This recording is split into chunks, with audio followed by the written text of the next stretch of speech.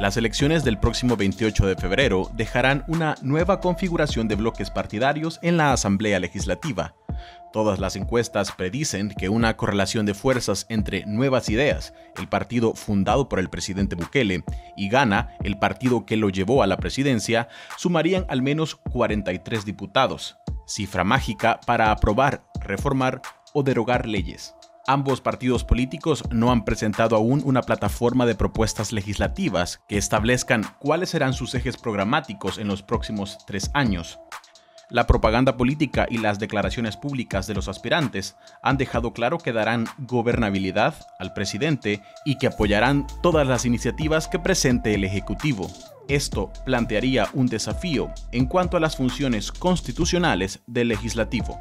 Tienen su haber un ejercicio de control sobre órganos de Estado para que estos no excedan su espacio de poder, ¿verdad? O su propio accionar, que es muy común también en nuestras, repúblicas. La ventaja es que los actores del país están obligados a consensuar. Esa es una de las ventajas. Es decir, que todos los procesos que se determinan en la Asamblea Legislativa pasan por un ejercicio de diálogo y consenso. ¿Cuál es el aspecto negativo de esto? Que nuestra cultura política, todavía registra ADN autoritario. Entonces, al generar este espacio de diálogo y negociación, muchas veces sucedieron negociaciones solo entre grupos de poder o élites de poder que estaban representados en la Asamblea Legislativa. Y se rompe el cordón umbilical de la relación directa entre sectores de la población que se dejan de ver representados en la Asamblea Legislativa. En el pasado existen algunos ejemplos que ilustran esta dinámica, donde la Asamblea Legislativa, con mayoría absoluta de Arena y PCN, dieron luz verde a las iniciativas del Ejecutivo. En diciembre de 1996, esta correlación sirvió para privatizar el sistema de ahorro de pensiones, una ley cuestionada por diversos sectores.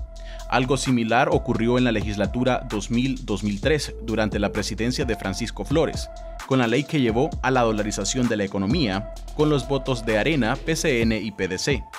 La Asamblea Legislativa estuvo en un enfrentamiento permanente con Francisco Flores, pero a la vez había momentos en que Flores lograba que la Asamblea Legislativa, particularmente la de 2000-2003, le sirviera como oficina de trámite de sus cosas. Era la Asamblea que le hacía los mandados al presidente. Un día en la noche hubo cadena nacional del presidente Flores para decirnos esto.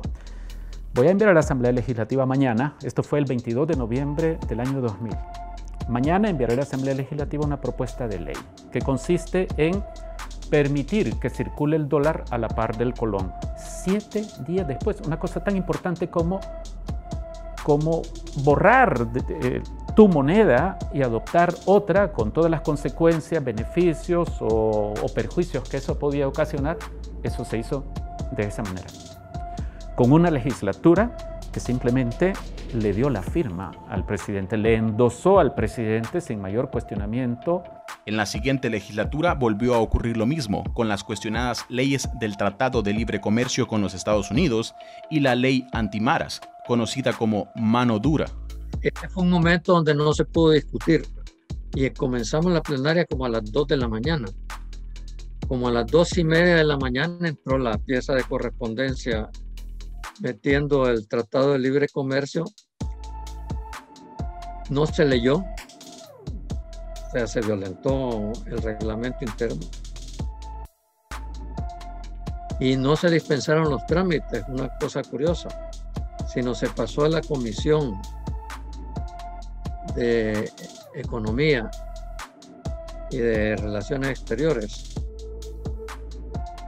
Y en media hora habían dado dictamen sobre un documento que tenía, no me acuerdo si 2.000 o 2.500 páginas.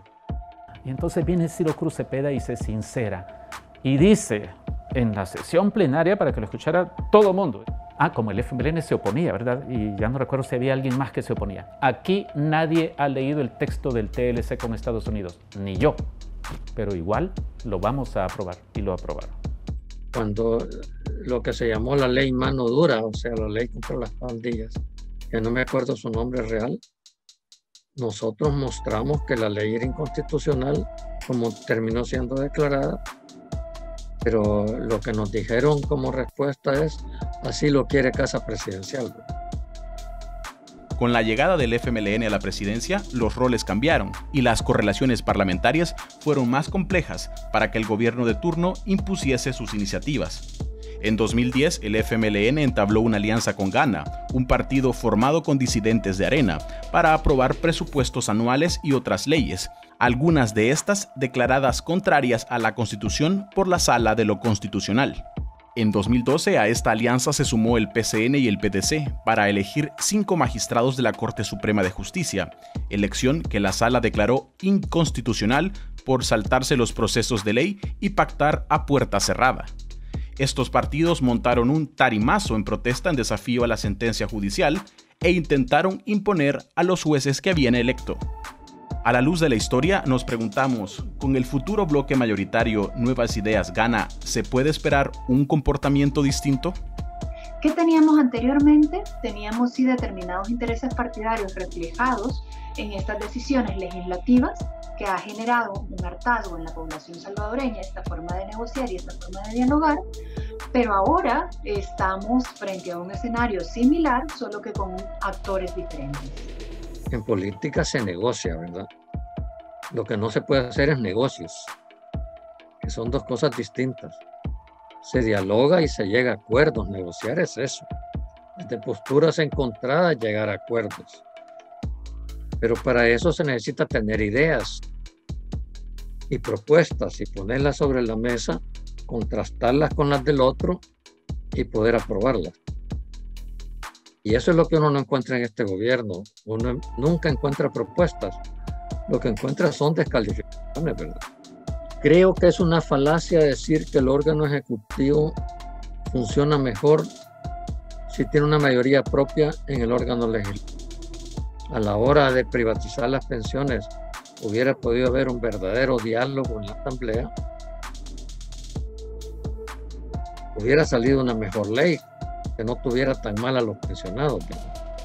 La dolarización no se hubiera podido demostrar que dolarizar en ese momento no era la mejor decisión.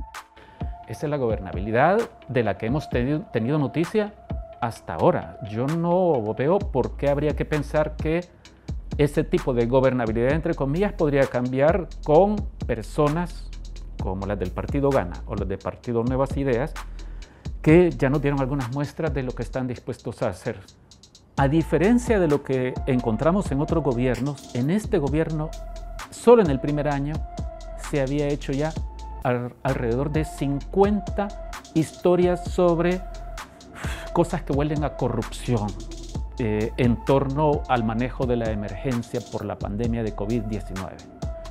Y uno puede entender que la gente esté harta de oír de Arena y FMLN o de otros partidos. Pero la cosa es si saldrá más grave la medicina, si la medicina terminará matando a este país, tomando en cuenta que el presidente también ha hecho otro tipo de cosas, ¿verdad? Ya no es solo que quiera eliminar en la práctica el Instituto de Acceso a la Información Pública, o que esconda información que, según la ley, es pública, o que no quiera dar entrevistas para responder a asuntos de interés nacional, sino que el 9 de febrero del año pasado invadió la Asamblea Legislativa con militares. Los discursos, declaraciones y propaganda política de Nuevas Ideas y Gana hablan de respaldar las iniciativas, posturas y decisiones del presidente desde el legislativo. ¿Por qué en este caso esto va en contra de las funciones constitucionales y el modelo democrático? En noviembre del 2019, el presidente dijo que el papel de los diputados es simplemente apretar el botón frente a las propuestas del órgano ejecutivo. Esa es la negación de la democracia, porque el verdadero lugar de la representación privilegiada del pueblo en una democracia es el Parlamento. Si tiene a unos diputados y diputadas que dicen vamos a hacer lo que el presidente nos diga, entonces es como que el presidente tenga de repente una palanca grande que le sirva para que votar por lo que diga el presidente y toda la bancada de Nuevas Ideas en la Asamblea Legislativa levante la mano en automático. porque ellos dicen, no, nosotros no vamos a hacer nuestra tarea como legisladores, que es representar los intereses de la comunidad, del pueblo, sino lo que el presidente nos dicte. No es que dentro de las repúblicas o dentro de los regímenes políticos, digamos, dentro de la democracia en particular, no es que sea proscrito en sí mismo acuerpar la agenda de un ejecutivo. Sin embargo, lo que sí se pone en tela de juicio es el nivel de independencia alrededor del cual se cumplen otras tantas funciones, entre ellas la función de control. Entonces, en este entendido, vamos a tener seguramente una debilidad en la función de control, aunque se hable, entre comillas, de un ejercicio de gobernabilidad más abierto que se basa en la concentración de poder, no en el consenso ni en el diálogo.